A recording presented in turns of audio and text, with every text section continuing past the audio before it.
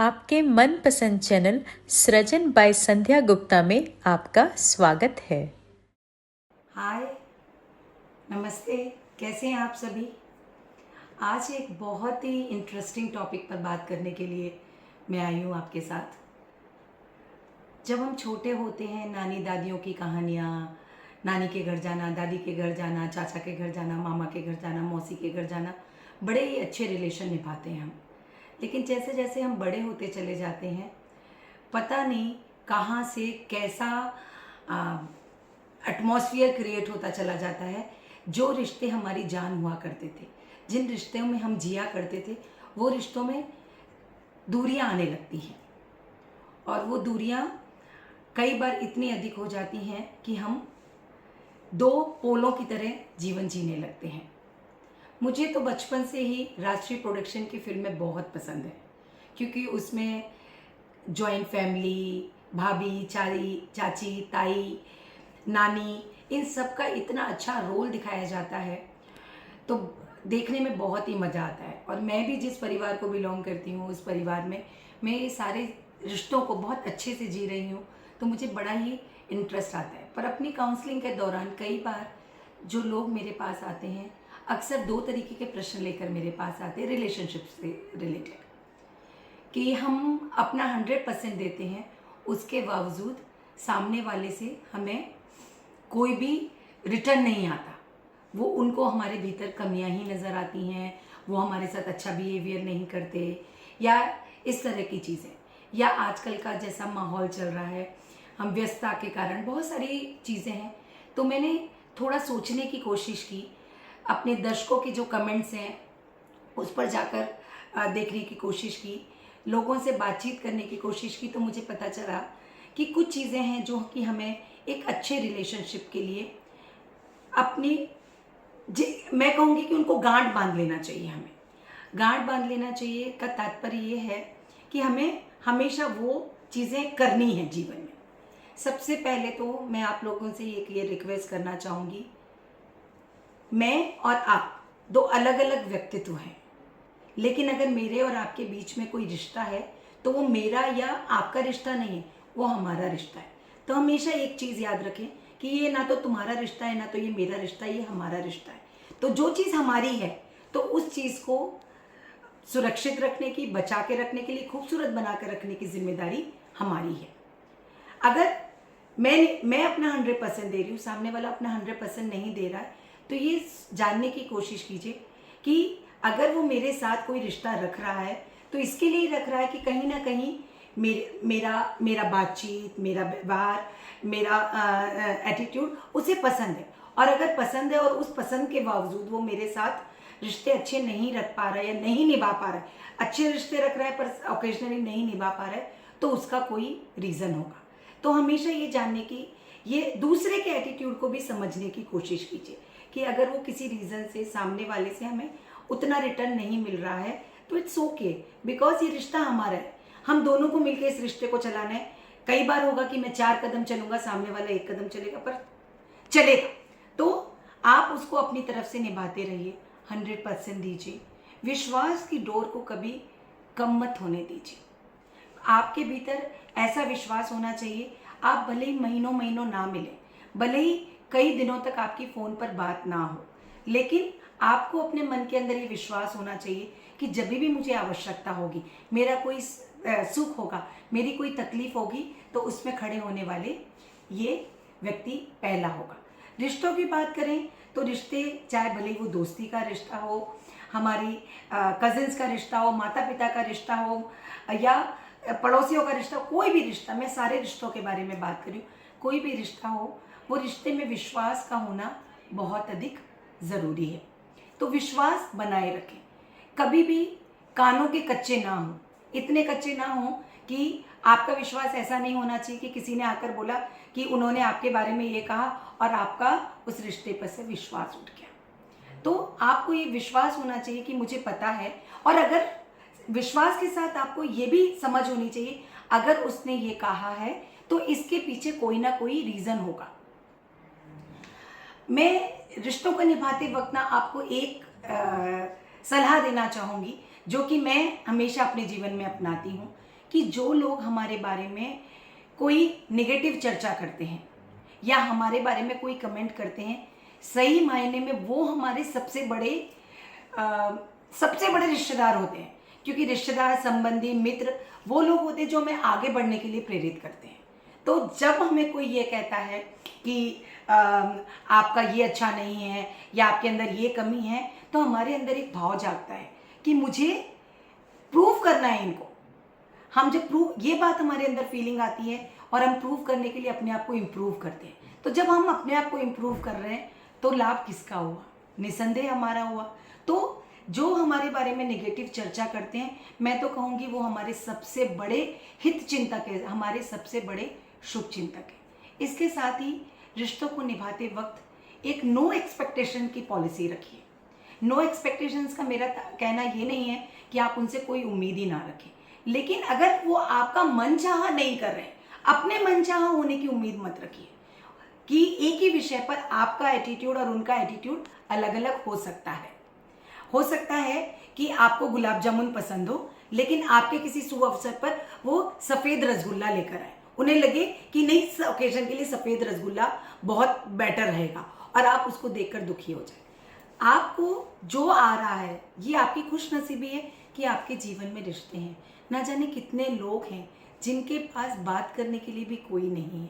तो मेरा आपसे यही कहना है कि जो मिल रहा है सबसे पहले आप अपना 100% दें, और फिर रिटर्न में अगर 10% भी मिल रहा है ना, तो you should be happy, because at least आपको मिल रहा है और आप करते रहें, थके नहीं। मैं मानती हूँ कई बार करते करते आप थक जाएंगे, आपको लगेगा मैं इतना करती हूँ, इतना करता हूँ, फिर भी वहाँ से रिटर्न नहीं आ रहा। तो ये मानकर चलिए, आपको खुश होने की ज़रूरत है कि आप किसी के कर्जदार नहीं हैं, आप दूसरों को दे रहे हैं। भगवान ने, ईश्वर ने, नारायण ने आपको माध्यम बनाया है दूसरे के लिए कुछ करने के लिए। तो आपको तो खुश होना चाहिए कि आप दूसरों के लिए कर पा रहे हो। और अगर ये एटीट्यूड दुखी होने की बात है तो सामने वाले के लिए कि जो कुछ नहीं कर पा रहा है। इसके साथ ही रिश्तों में समय ज़रूर दें। अगर आप घर परिवार में जी रहे हैं तो एक वक्त का भोजन अवश्य साथ खाएं।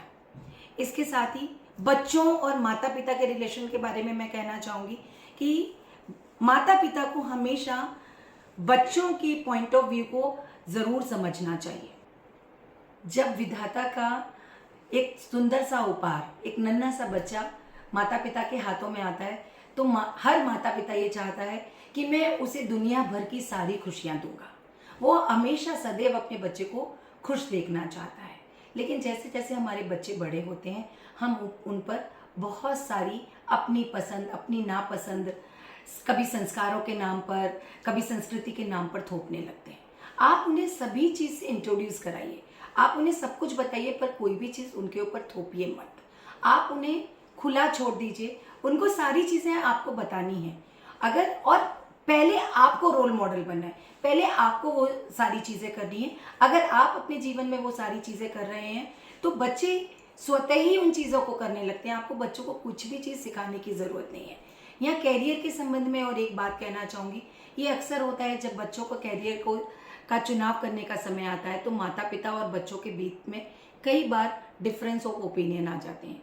बच्चे कई बार दुखी हो जाते हैं। कई बार मेरे पास काउंसलिंग में मैंने देखा है, बच्चे कहते हैं मैं तो इंजीनियरिंग करना ही नहीं चाहता था या मेडिकल करना ही नहीं चाहता था, पापा की वजह से कर रहा हूँ या मम्मा की वजह से कर रहा हूँ, या सिविल सर्विसेज करना ही नहीं चाहता था, बस क्योंकि उनका सपना था, इसके लिए उनके सपने को पूरा करने के लिए कर रहा हूँ।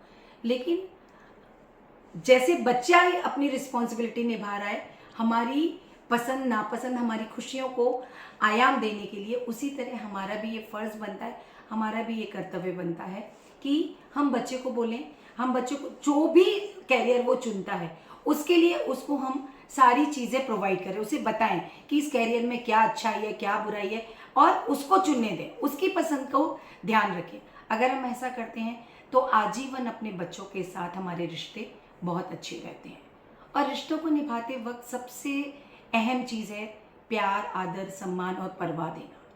चाहे वो रिश्ता कोई सा भी हो, माता पिता के साथ रिश्ता हो, बच्चों के साथ रिश्ता हो, मित्रों के साथ रिश्ता हो, सिबलिंग्स के साथ रिश्ता हो, रिश्तेदारों के साथ, मौसी, चाची, काकी के साथ रिश्ता हो, सबसे पहले आप उन्हें सम्मान देना है, आपको उनकी कद्र करनी है, आपको इंतज़ार नहीं करना है। मुझे आज बहुत ही अच्छी बात किसी के मुंह से मैंने सुनी कि मैं कभी भी इस बात का इंतज़ार नहीं करती कि कोई मुझे कहे कि मुझे इस चीज़ की ज़रूरत है। मुझे लगता है कि उसे पैसे की ज़रूरत है तो मैं पैसे से मदद करती हूँ। उसे लगता है कि मेरी फिज़िकल प्रेजेंस की ज़रूरत है तो मैं फिज़िकली उसके साथ रहती हूँ। अगर मुझे लगता है कि मुझे उसके साथ की ज़रूरत है तो मैं उसके साथ रहती हूँ। और सच मानिए दोस्तों, कई बार बिना कुछ बोले, बिना कुछ कहे, सिर्फ एक हाथ पकड़ लेना, एक हाथ थाम लेना दूसरे को यह एहसास करा देता है जीवन में चाहे कोई भी उतार चढ़ाव आए, मैं हर समय तुम्हारे साथ हूँ। और हर समय तुम्हारे साथ हूँ का ये भाव आपके सामने वाले के मन में विश्वास, सम्मान और आदर पैदा करता है।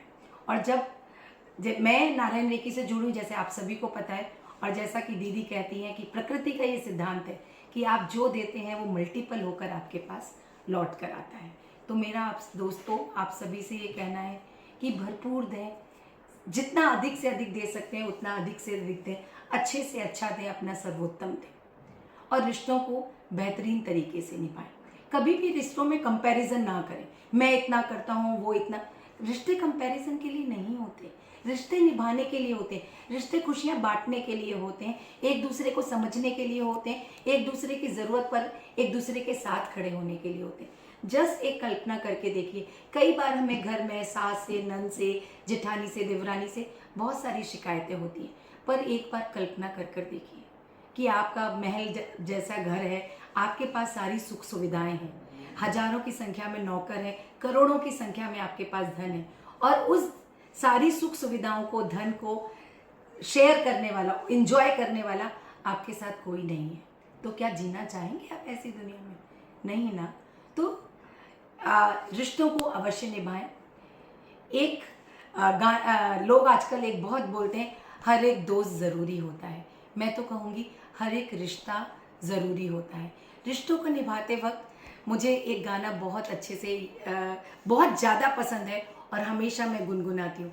एक दूसरे से करते हैं प्यार हम, एक दूसरे के लिए बेकरार हम, एक दूसरे के वास्ते मरना पड़े तो हैं तैयार हम।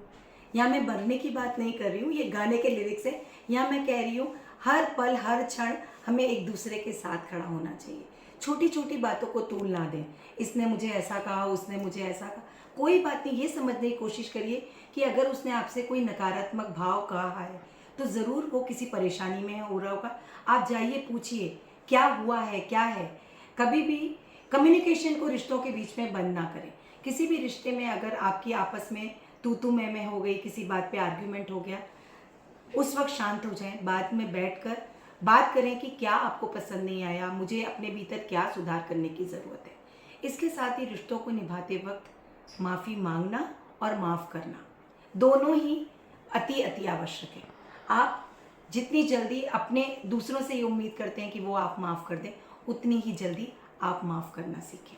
तो दोस्तों, ये छोटी छोटी सी चीज़ें हैं जिनको यदि आप याद रखेंगे तो आपको रिश्तों को निभाना बहुत बहुत बहुत आसान हो जाएगा और आप आसानी से इन रिश्तों को निभा सकेंगे। तो हमेशा इन छोटी छोटी चीज़ों का याद रखें और रिश्तों को खूबसूरती से निभाएं। और याद रखें, हमारे जीवन में हमें जो रिश्ते मिले हैं वो ऊपर वाले की सबसे बड़ी नियामत है। अगर ये रिश्ते नहीं होंगे तो हमारे जीवन में कुछ भी नहीं होगा। सिर्फ एक कल्पना कीजिए कि आज जो रिश्ता आपको तकलीफ दे रहा है, एक बार आंख बंद करिए और सोचिए वो रिश्ता आपके जीवन में नहीं है, और फिर महसूस करिए आपको कैसा लग रहा है। मैं हमेशा आपको इस बात की गारंटी देती हूँ कि जब कभी आपको ऐसा लगे ये रिश्ता नहीं निभ रहा है, तब एक बार उस रिश्ते को थॉट दीजिए कि क्या इस रिश्ते के बिना जीना आसान होगा, और निस्संदेह आपको उत्तर मिलेगा कि इस रिश्ते के बिना जीवन आसान नहीं होगा। जीवन जिया जा सकेगा पर आसान नहीं होगा। लेकिन इसके साथ ही कई बार मेरे पास ऐसे भी लोग आते हैं कि नहीं, अब दम घुट रहा है, अब रिश्तों में जिया नहीं जाता। मैं तो तभी भी कहूँगी रिश्तों को तोड़िए मत, लेकिन बड़ी ही खूबसूरती से, बड़े ही प्यार से उसे एक नया दौर दे दीजिए। एक गाना या फिर गाना चाहूँगी, चलो एक बार फिर से अजनबी बन जाए हम दोनों। यानी अब अजनबी बन, आप अपनी चीज़ें शेयर करें या ना करें, लेकिन जब भी मिले कम से कम मुस्कुरा के मिले। और रिश्ता टूटने के बाद सिर्फ रिश्ते की अच्छी बातों को याद रखें। यदि आपको ऐसा लगता है रिश्ता निभाना मुश्किल हो रहा है, तो मैं बीइंग अ काउंसलर आपको कभी नहीं कहूँगी कि किसी ऐसे रिश्ते में रहें जहाँ पर आपके लिए घुटन हो रही है या जीना मुश्किल हो रहा है। आप उस रिश्ते से अलग हो सकते हैं, लेकिन अलग होने के बाद उस रिश्ते के बारे में कोई भी डिस्कशन ना करें। और डिस्कशन कर रहे हैं तो वो डिस्कशन सिर्फ अच्छी यादें होनी चाहिए, क्योंकि हर रिश्ते में आपने एक वक्त ऐसा निकाला है जब वो रिश्ता सर्वोत्तम रिश्ता था, अच्छी यादों से भरा था। तो बस दोस्तों, मेरा यही कहना है, अपने आप को सकारात्मक रखें, रिश्तों को प्यार से जिएं, अच्छे से जिएं, और याद रखें कि ये रिश्ता हमारा है। मैं 10 कदम चलूँगा तो सामने वाला 2 कदम चलेगा। तो हमेशा 10 कदम चलने के लिए तैयार रहें और प्यारे रिश्तों को हमेशा आजीवन निभाएं और एक खूबसूरत दुनिया का निर्माण करें। फिर मिलते हैं अगले हफ्ते एक नए टॉपिक के साथ। नमस्ते। वीडियो देखने के लिए धन्यवाद। कृपया हमारे चैनल को सब्सक्राइब करना न भूलें और संध्या गुप्ता की पुस्तकें मंगवाने के लिए 9619766212 पर केवल व्हाट्सएप करें। Thank you.